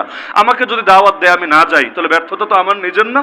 অনেক বড় প্রোগ্রাম যেখানে দাওয়াত সহজে কেউ পায় না, আমাকে দাওয়াত দিল, প্রোগ্রাম মানে ওয়াজ মাহফিলের প্রোগ্রাম না, রাষ্ট্রীয় এমন কোনো প্রোগ্রাম যেখানে বড় বড় অনেক নেতারাও পায় না, সেখানে আমাকে ইনভাইট করা হলো, আমি গেলাম না, তো দোষ কি তাদের না দোষ আমার? ব্যর্থতা তো আমার। এই যে দুনিয়াতে আল্লাহর একটা ঘর আছে, সেই ঘরটার নাম কি জানেন না মনে হয়? আল্লাহর ঘরের নাম কি? তাহলে ঘরটা কার? ঘর যদি আল্লাহ হয়, ওই ঘরে যদি আমি যাই, ঘর যদি আল্লাহ হয়, ওই ঘরে যদি আমি যাই, আমি হলাম মেহমান, আমার আল্লাহ হয়ে গেলেন মেজবান। তাহলে যান না কেন? সমস্যাটা কোথায় বলেন? বলবেন হুজুর গেলে তো আমার রিজিক কমে যাবে। কিভাবে কমবে? আমার সবচাইতে লজ্জা লাগে যখন দেখি মসজিদে জামাত শুরু হয়েছে, আল্লাহু আকবার, জামাত শুরু হয়েছে, আসসালামু আলাইকুম রহমতুল্লাহ খতম হয়ে গিয়েছে, অথচ পাশে গণহারে দোকানদাররা দোকানদারি করে যাচ্ছে, রিক্সাওয়ালারা গাড়িওয়ালারা প্যাডেল মেরে মেরে স্টিয়ারিং ঘুরিয়ে ঘুরিয়ে গাড়ি চালিয়ে যাচ্ছে, 5 মিনিটের জন্য দোকানে শাটার বন্ধ করছে না, ক্যাশ ফেলে মসজিদে আসছে না, সে ভাবছে 5 মিনিট যদি আমি আল্লাহরে দেই আমার তো বিশাল লস হবে, 2টা কাস্টমার যদি ছুইটা যায় আমার তো মনে হয় না খায়া মরা লাগবে।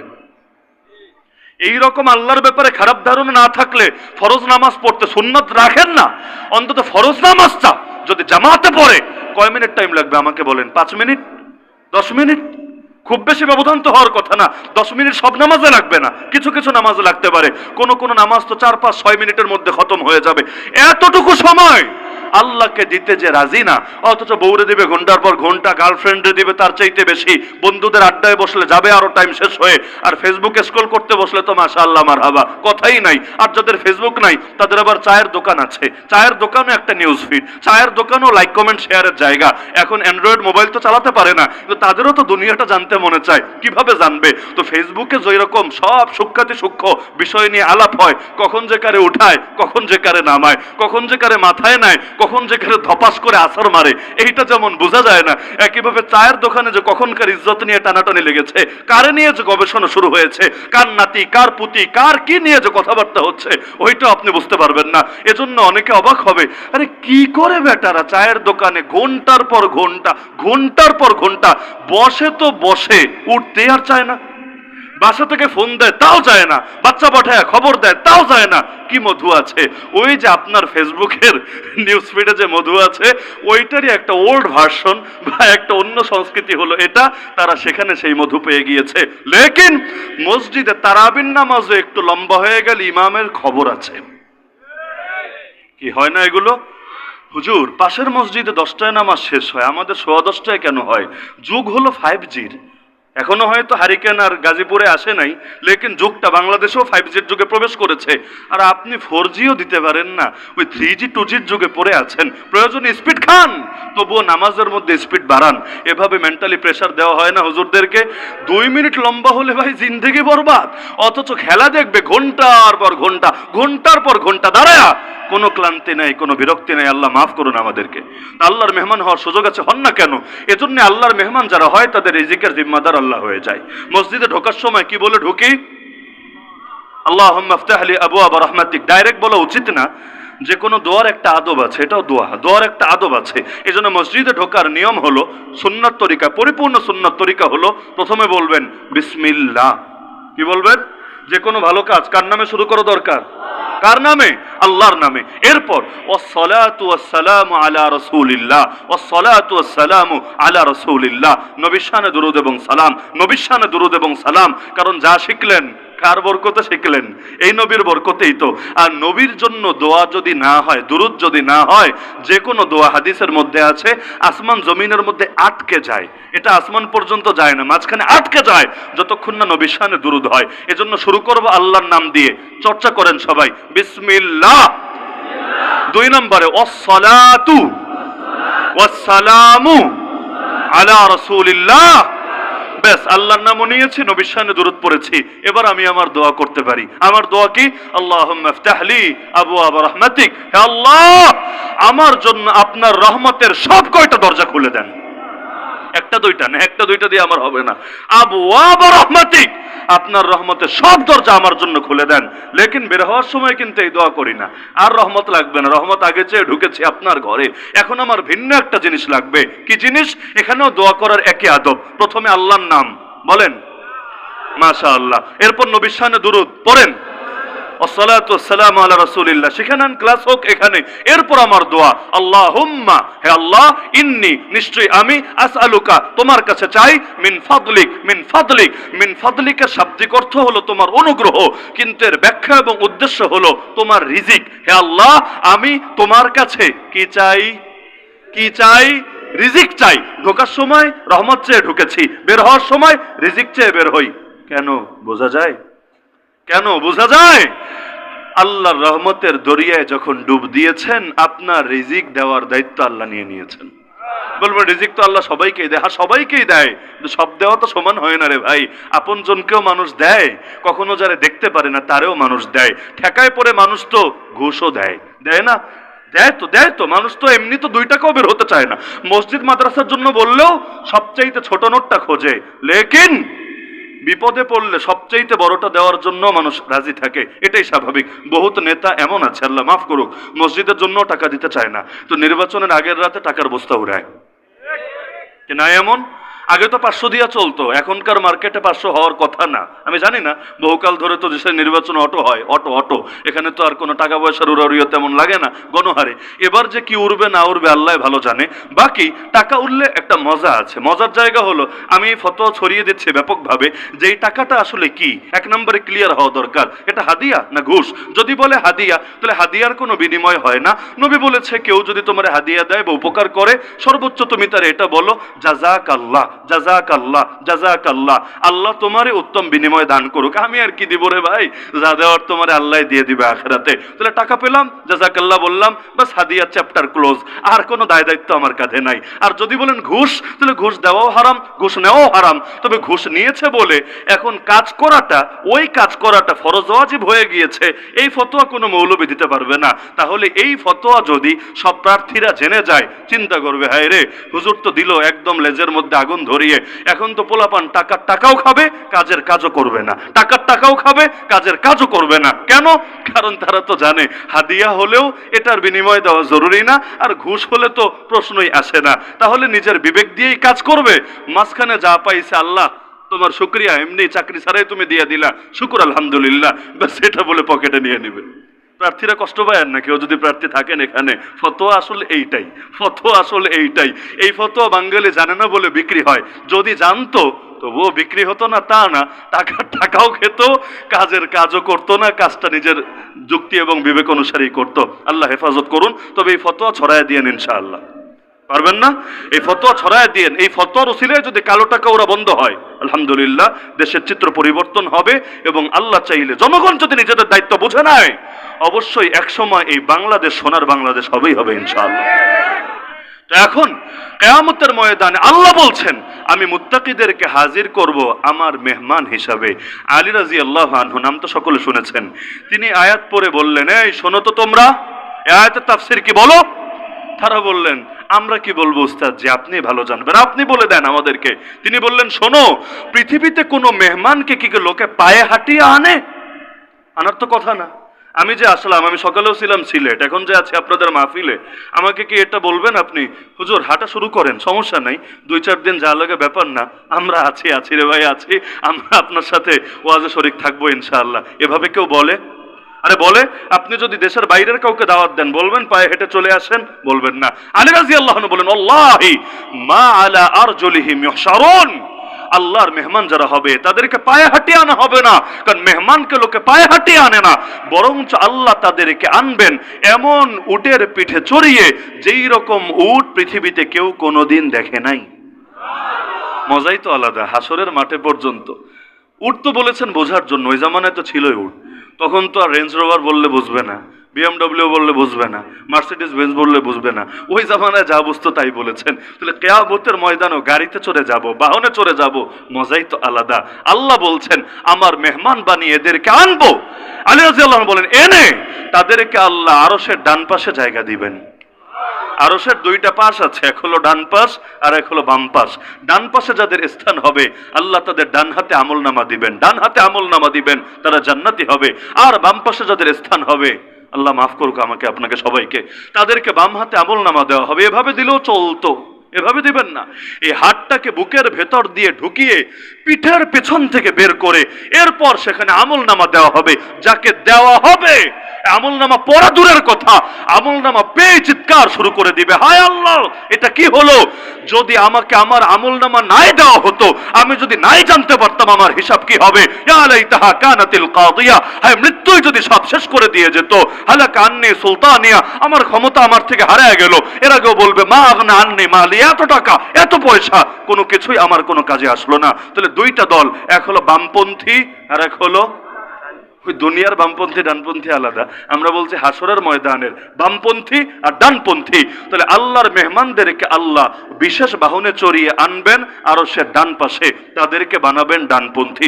নিয়মিত দোয়া করবেন আল্লাহ আমাদেরকে ডানপন্থী হওয়ার তৌফিক দাও, দুনিয়ার না হাসরের ময়দানে ডানপন্থী হওয়ার তৌফিক দাও। বারবার এটা বলতে হচ্ছে কেন জানেন?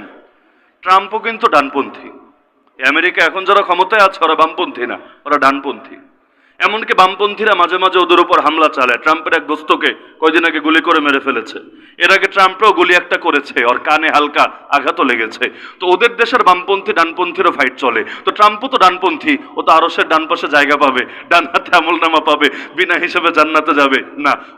ওইটা বোঝে না বলে ওই বাংলাদেশেও দেখে 2 দিন পর পর টিটকারি চলে, দেশে ডানপন্থীদের দক্ষিণপন্থীদের উত্থান হচ্ছে, আহ কি ভয় কি আতঙ্ক। আরে ডানপন্থী, এই দেশের ডানপন্থী কারা? যদি বলেন যারা ইসলামের পক্ষে আছে তারা, তো তাদের যদি উত্থান হয়ও আপনার বলা দরকার শুকর আলহামদুলিল্লাহ। কেন জানেন?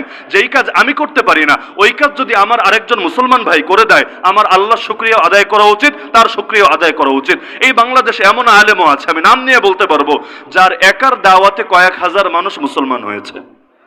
আমার দাওয়াতে কয়জন? আপনার দাওয়াতে কয়জন? তাহলে তার দাওয়াতে হয়েছে। আমার উচিত তাকে হিংসা করা নাকি তাকে কৃতজ্ঞতা জানানো এবং তার জন্য দোয়া করা? যেই কাজ আমি করতে পারি নাই কিন্তু ইসলামের জন্য আরেকজন করেছে, এই মাদ্রাসা আমি করতে পারি না, আমি পারি নাই, কিন্তু যারা করেছেন, যারা চালাচ্ছেন, তাদের প্রতি আমাদের করণীয় হিংসা করা না শুকরিয়া জানানো এবং দোয়া করা? এটাই তো ইসলামের জন্য কেউ যদি ভাই আগায় যায় তাহলে তার জন্য তো আমার খুশি হওয়া দরকার। হ্যাঁ, কোনো দল নিয়ে কোনো ব্যক্তি নিয়ে চুলকানি থাকতেই পারে, সেটা ভিন্ন আলাপ, কিন্তু সমগ্র সবাইরে নিয়ে কেউ যদি ঢালাও ভাবে টিটকারি মারে, বুঝতে হবে ভেতরে মুনাফিকি ঢুকে গেছে। আল্লাহ মাফ করুক আমাদেরকে। তাহলে হাসরের ময়দানে আল্লাহর মেহমান হতে চান কে কে? আলহামদুলিল্লাহ, আল্লাহ কবুল করুন। আল্লাহর মেহমান হতে চাইলে একটা গুণ লাগবে, জাস্ট একটা। কি গুণ? ওই যে মুত্তাকি বান্দা হতে হবে। মুত্তাকি তারই বলে যার ভেতরে তাকওয়া থাকে, চোখে তাকওয়া, কানে তাকওয়া, জবানে তাকওয়া, দিলে তাকওয়া, পেটে তাকওয়া, লজ্জাস্থানে তাকওয়া, হাতে তাকওয়া, পায়ে তাকওয়া। তাকওয়া মানে আল্লাহকে ভয় করে গুনাহ ছেড়ে দেওয়া, আল্লাহকে ভয় করে, বাপরে ভয় করে না, এলাকার লোককে ভয় করে না, সমাজকে ভয় করে না। কাকে ভয় করে? আল্লাহকে ভয় করে। তাকওয়া যদি চোখে থাকে, আল্লাহকে ভয় করে যেদিকে ইচ্ছা সেদিকে তাকাতে পারবেন না। পারবেন? এখন অনেকে আছে রাস্তায় পর্নারির দিকে তাকায় না, কিন্তু মোবাইলে মাশাআল্লাহ একদম পুরা নেক নজর দিয়ে দেয়। এমন লোকও আছে মাসালা শিখেছে, কারো দিকে প্রথমবার দৃষ্টি পড়লে মাফ, দ্বিতীয়বার দৃষ্টি পড়লে পাপ। প্রথমবার মাফ, দ্বিতীয়বার পাপ, এতটুকু শিখেছে। এখন দৃষ্টি পড়লে আর দৃষ্টি ফিরাতে চায় না। কেন? হুজুর প্রথমবার তো ছাড় আছে, যাক না 2-4 মিনিট, দ্বিতীয়বার আর দেখবো না, একবার দেখেই নিজেরে একদম এখান থেকে ফিরিয়ে নিলাম। নাউজুবিল্লাহ। দৃষ্টি পড়াটা অনিচ্ছায়, ধরে রাখাটা কিন্তু ইচ্ছায়। অনিচ্ছায় পড়ে গেলে মাফ আছে, ইচ্ছাকৃত ধরে রাখলে জাহান্নামে ঠিকই পড়া লাগবে। চোখ দিয়ে দেখা চোখের জিনা, কান দিয়ে শোনা কানের জিনা, জিহ্বা দিয়ে কথা বলা জিহ্বার জিনা, দিল দিয়ে কল্পনা করা দিলের জিনা। কেউ যদি নিজের বউয়ের সঙ্গে মেলামেশা করে আর কোনো পরনারীকে মনে মনে কল্পনা করে, তার আমলনামায় জিনার গুনাহ লেখা হবে। কাজ করছে হালাল, অথচ আমলনামায় লেখা হচ্ছে হারাম। কেন? ইন্নামাল আমালু বিনিয়াত, নিয়াত অনুসারে আমল বিবেচ্য হয়। আল্লাহ দিল দেখেন, দিল। এজন্য প্রতিটা জিনিসের ব্যাপারে সতর্ক থাকতে হবে। চোখের তাকওয়া আছে কিনা হিসাব নেন, কানের তাকওয়া আছে কিনা হিসাব নেন। বলবেন হিসাব আমি কেন নিব? হ্যাঁ, চূড়ান্ত হিসাব নেবেন আল্লাহ, কিন্তু রাফ তো করবেন, আগে একটা রাফ প্রস্তুতি লাগবে না, রিহার্সাল লাগবে না? মুতু ক্বাবলা আন তামুতু হাসিবু আনফুসাকুম ক্বাবলা আন তুহাসাবু।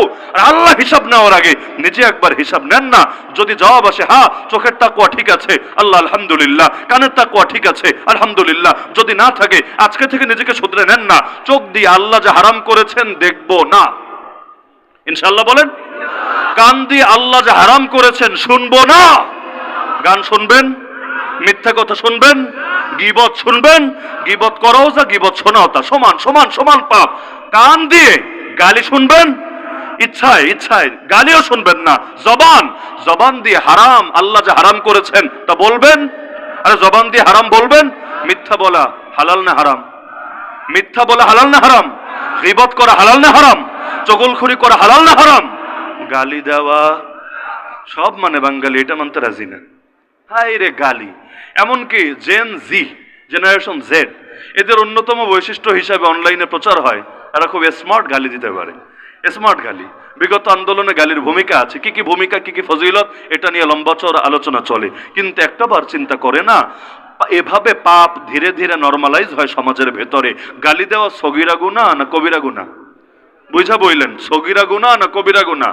সগীরা মানে ছোট, কবিরা মানে বড়। গালি দেওয়া সগীরা গুনাহ না কবিরা গুনাহ? সগীরা গুনাহ এমনি ঝরতে থাকে। যেমন উযু করেছেন, হাতের গুনাহ শেষ, পায়ের গুনাহ শেষ, চেহারার গুনাহ শেষ।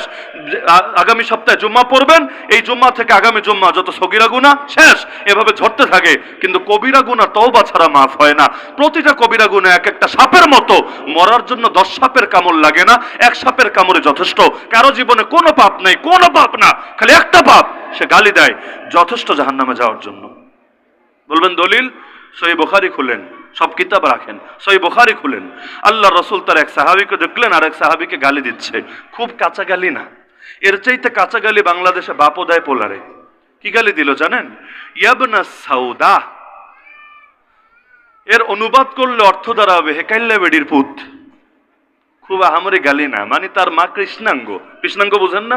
ওই আফ্রিকান নিগ্রো, তার মা কৃষ্ণাঙ্গ, এজন্য সে নিজে খুব কালা এরকম না, তার মা কালা, এজন্য গালি দিচ্ছে ওই কাল্লা বেটির পুত। এই গালিকে খুব আহামরি গালি। এর চাইতে খারাপ গালি বাংলাদেশে দেয় না। অনেক দাড়িওয়ালাও দেয়, শরম লাগে, নিজে শরম লাগে নিজের। এক দাড়িওয়ালা যদি রাস্তায় আরেকজনের লগে ঝগড়া করছে একজন আরেকজনের সাথে, তো দেখলে আমাদের লজ্জায় মাথা নিচু হয়ে আসে।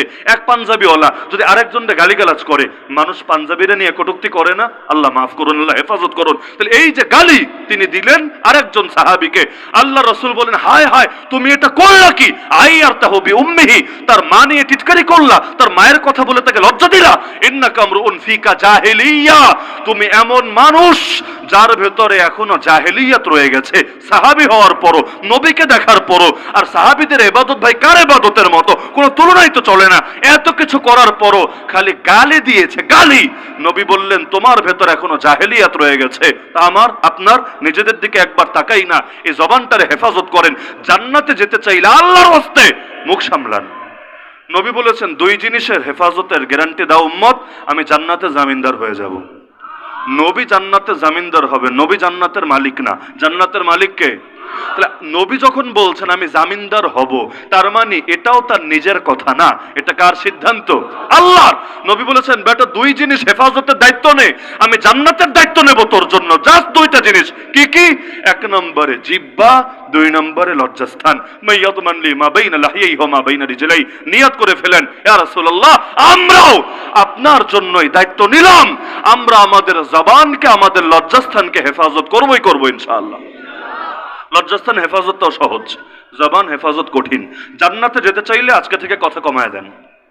কথা বেশি বললে পাপ হবেই হবে, মিস নাই, কোনো মিস নাই।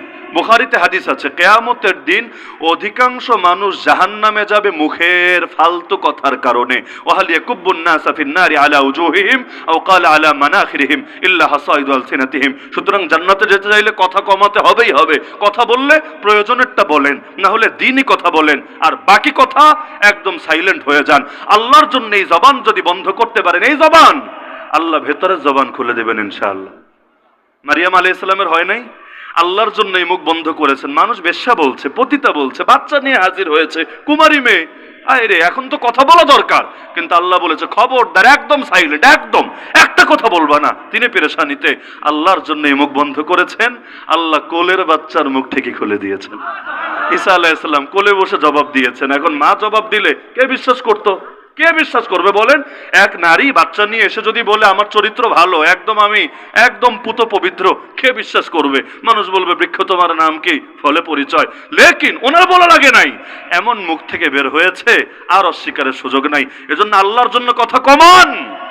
আল্লাহ আপনার এমন জবান খুলে দিবেন, ভেতরের জবান, ইনশাআল্লাহ। পারবেন তো ইনশাআল্লাহ?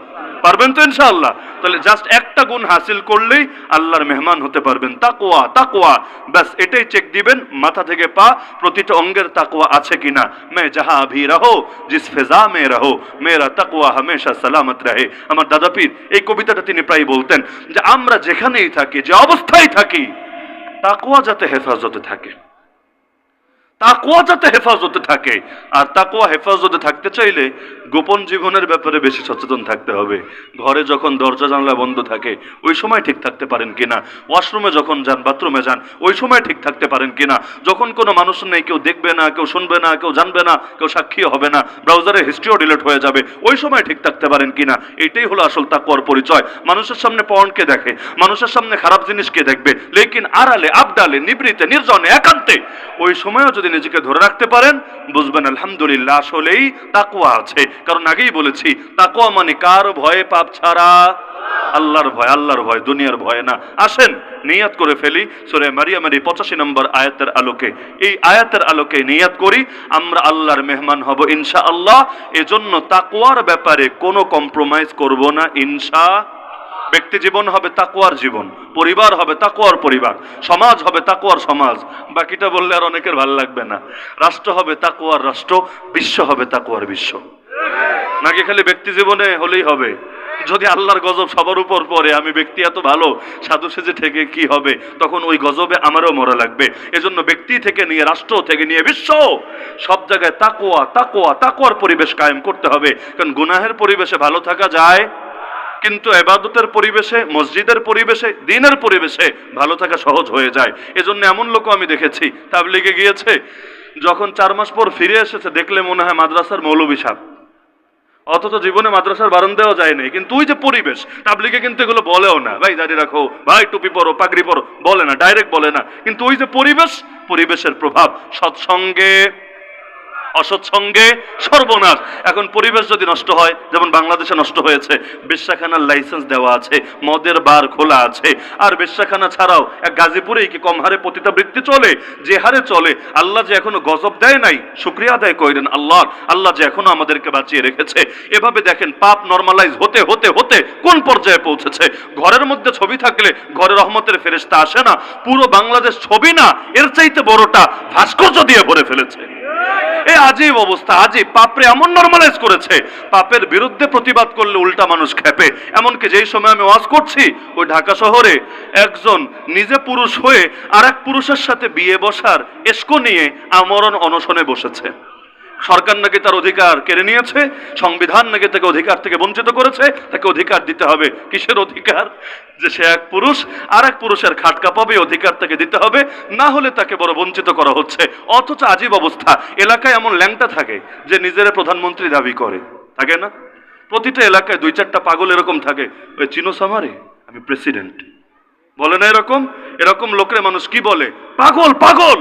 তাহলে কেউ এসেছে পুরুষ হয়ে, আল্লাহ তার সবকিছু ঠিকঠাকই দিয়েছে, এখন নিজের তার কাছে মেয়ে মেয়ে লাগে, মেয়ে মেয়ে লাগে। এটারও কি বলে? এটারও কি বলে?